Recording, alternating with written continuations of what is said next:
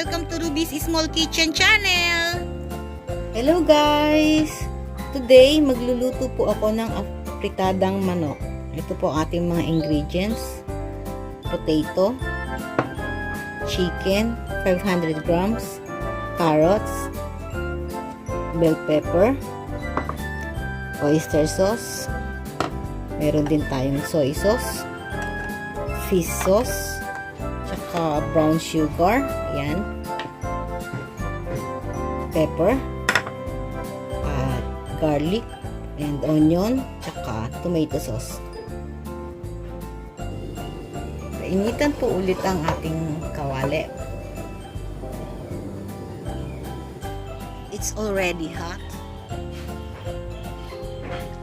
Lagyan po natin ng mantika.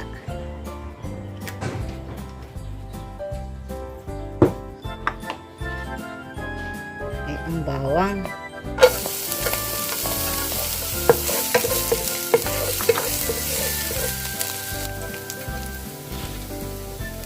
Sibuyas.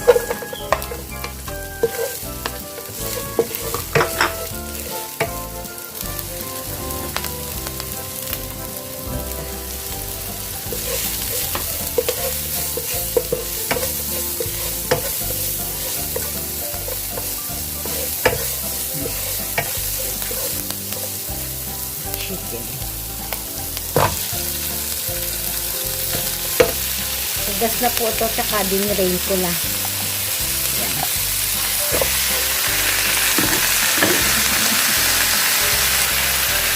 Just stir a little bit until the chicken cook already.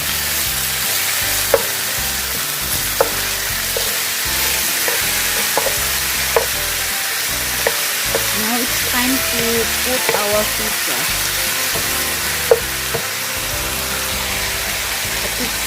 Ang pati.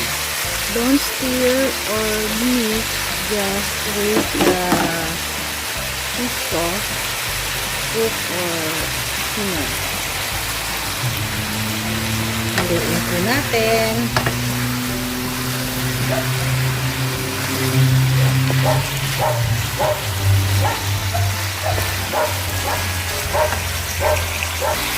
Lagay ko na po ang carrots kasi matagal po siyang lumambot.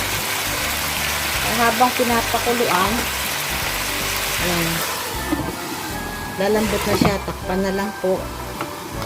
Maya maya pwede na ulit lagay yung ibang ingredients.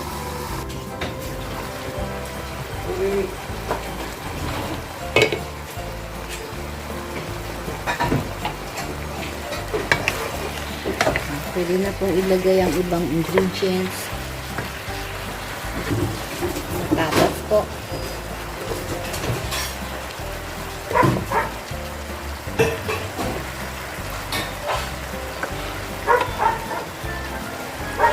Lagay ko na rin ang toyo pampakulay.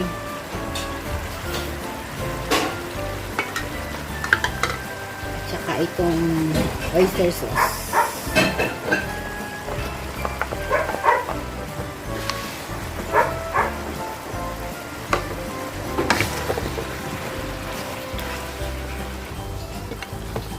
Pabayaan lang po natin siyang kumulo ng kumulo hanggang sa maluto po yung mga sangkap.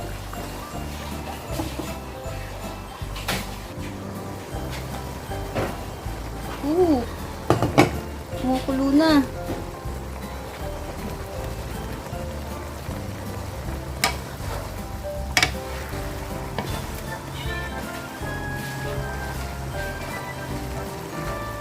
Medyo malambot na yung patatas.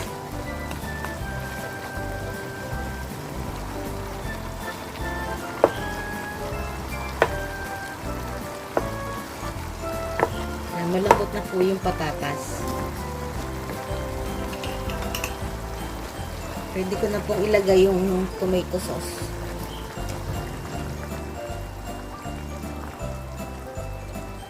Frozen po yung tomato sauce ko kasi yung natira ko nung nakaraan, nilagay ko po sa freezer.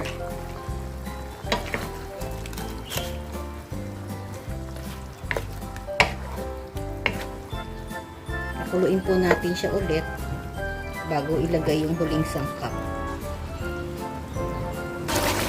brown sugar po. Para meron siyang konting tamis.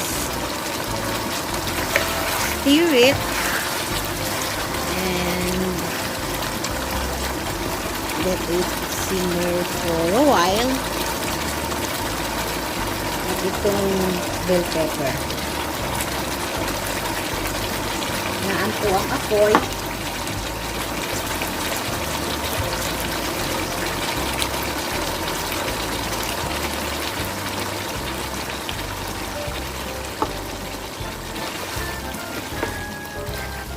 Hayaan po natin siyang kumulo ulit ng bahagya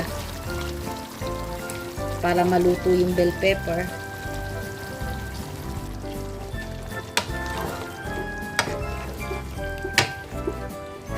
As you can see, creamy na po siya. And then saucy. Look. Ayan. Tikman na po natin.